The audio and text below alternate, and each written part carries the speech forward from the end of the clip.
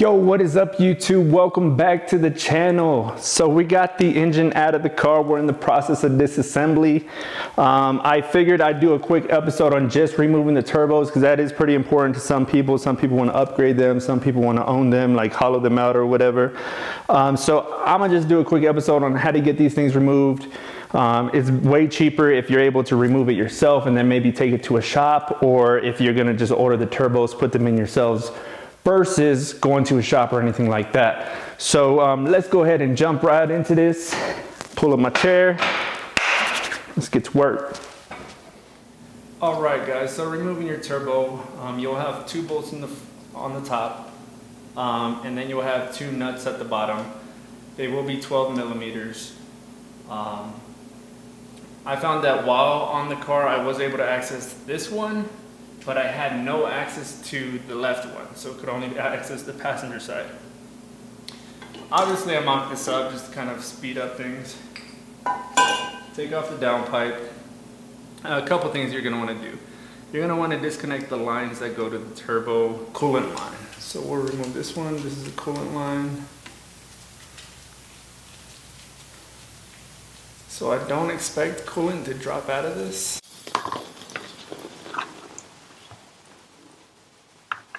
Dirty coolant.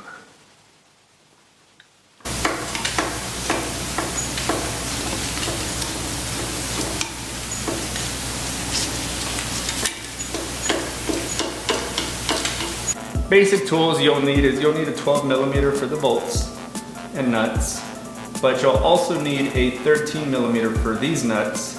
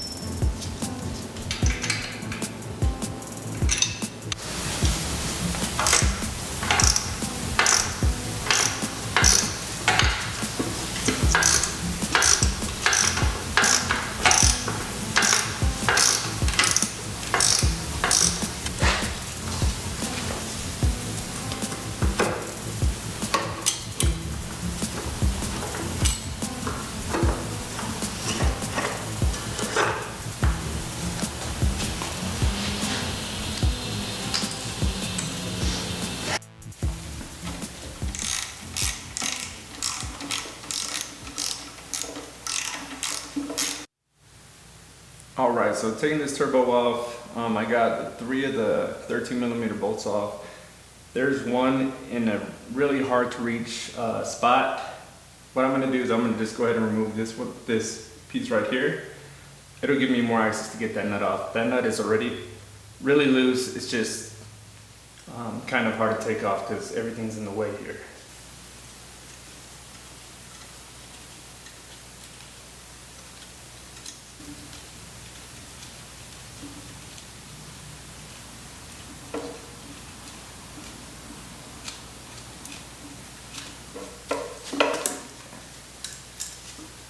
Get that out the way.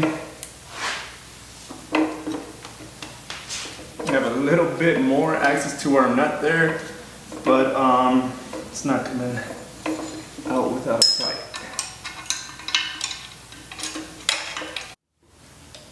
Alright, so I disconnected all the nuts on the top. That's 13 millimeter. I know I'm kind of close to the camera here, so bear with me. I had to remove this piece right here to give me access to this nut in the back. There is an oil line that goes straight to the oil pan. This oil line will actually hold the turbo into place. So without removing that line, you're not going to be able to get this turbo off. But let's go ahead and pull this thing out.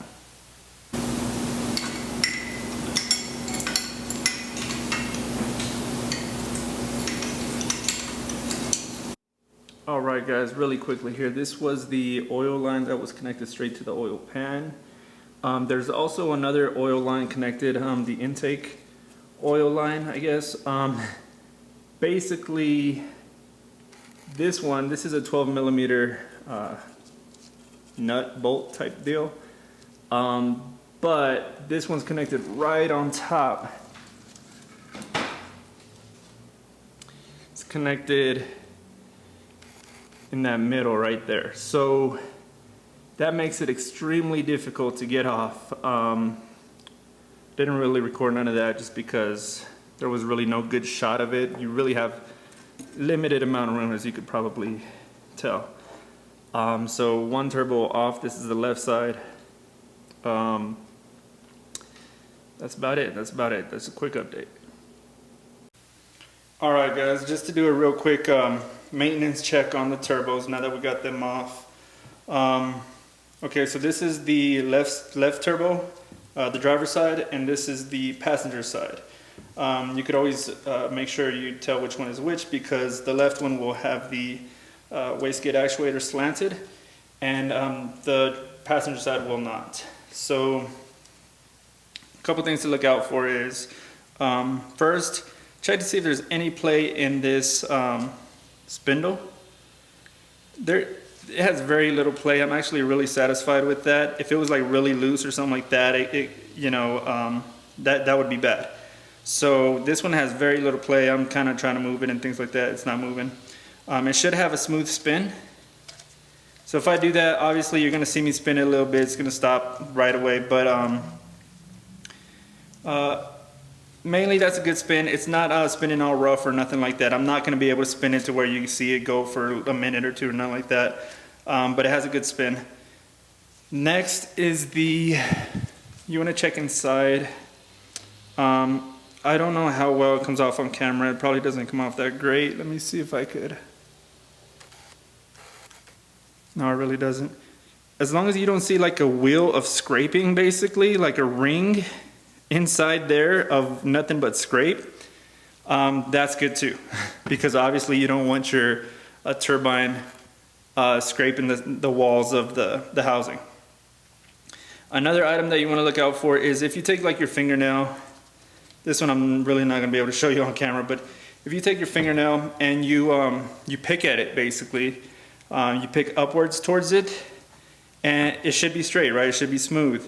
If for whatever reason you feel like a little lip or like a little ridge or something like that at the end of it, it means that something got sucked in and banged up your turbo, and it's probably not a good turbo at that point. You might have to think about rebuilding it. This one, on all of these, they feel good, they feel fine. It's really dirty, but all in all, it does look, it looks good. And then over here, this is your wastegate. This washer here, it's not called a washer, I forgot what it's called. As long as this thing isn't cracked, I do think that it's plastic. As long as you can do a visual inspection on this, you don't see any cracks or nothing like that on it, that would mean that that's still good, that's still working as it should. And again, you can spin it from this side too. Take a look at it, same thing. You want to look for like a rim inside the turbo to see if it's scraped up against anything. So all in all, I'm actually satisfied with this. Once we clean this thing up, we should be able to reuse this. My goal is to run up to 500 HP or somewhere in the mid 500s. I think that's a realistic goal for someone that doesn't really know what they're doing and is barely starting off. But I think using the same turbos will be able to get me there. Anyway, you see this gasket right here is kind of melted in there. This one had a really bad gasket. This gasket was paper. This was paper. This was like someone's folder or something. Someone's missing their homework or something. That's not good.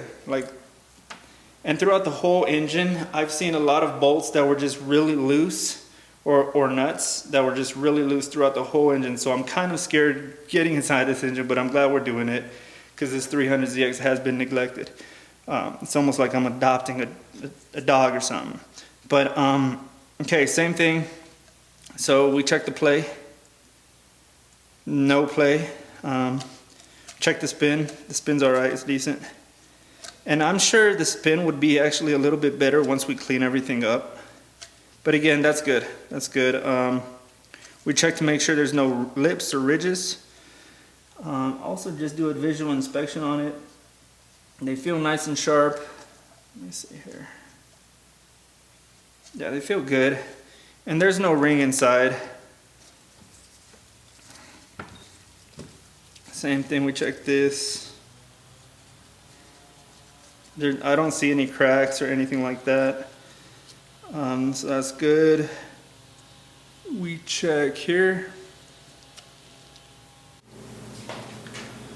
All right, guys, so I'm actually pretty satisfied with the condition of the turbos, honestly. I thought they were gonna be shot to hell and not working or not usable, right? So I'm really glad for those. They actually seem to be in good condition. Again, I think they rebuilt the engine.